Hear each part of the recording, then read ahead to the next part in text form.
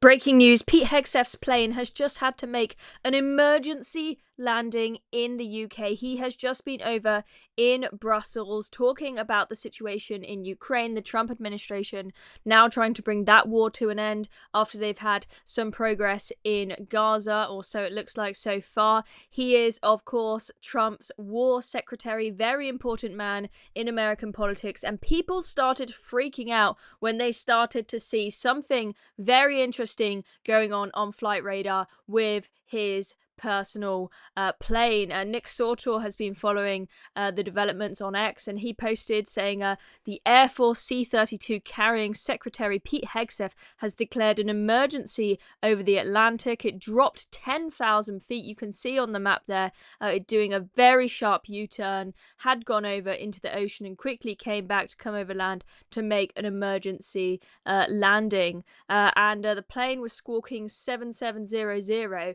which could mean many things. So a lot of people were really worried about what might have gone on with Pete Hegseth's plane. We didn't know how serious this was. This could mean an engine failure, medical issue, onboard fire, or another general emergency. You can see the close-up here of that really scary change in flight path that you can see on Flight Radar there, and you can see at the bottom there with the details of the plane that it was squawking 7700, which we know means that they were in an emergency. And then we got an update from Pete Hegseth's assistant, who says, on the way back to the United States from NATO's defense ministers meeting, Secretary of War Pete Hegseth's plane made an unscheduled landing in the United Kingdom due to a crack in the aircraft windshield. The plane landed based on standard procedures and everyone on board, including Secretary Hegseth,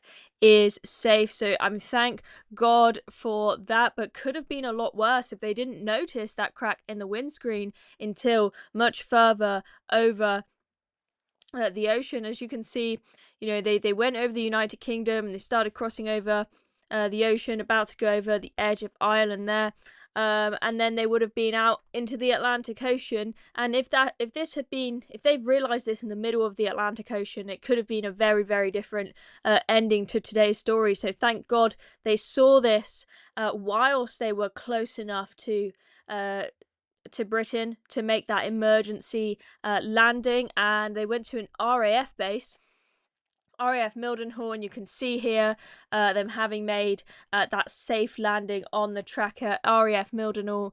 I'm not sure why they went so far across England before making this emergency landing, because this is all the way over quite far east, over in Cambridge, near Cambridge area. So I'm not sure why. Maybe it's because of who he is. He couldn't land at a normal airport, had to be at an RAF base. I don't know. Those of you who are plane geeks out there can maybe tell me why. I don't know why. You can see they come back, sort of pass over Cardiff and various other places. Not sure why they didn't land there or somewhere closer, but went all the way across to near Cambridge to make this emergency landing. This is just in, so we don't know exactly what's going to happen now. If there's going to be another plane, or he's going to stay for a few days and they'll fix the windshield.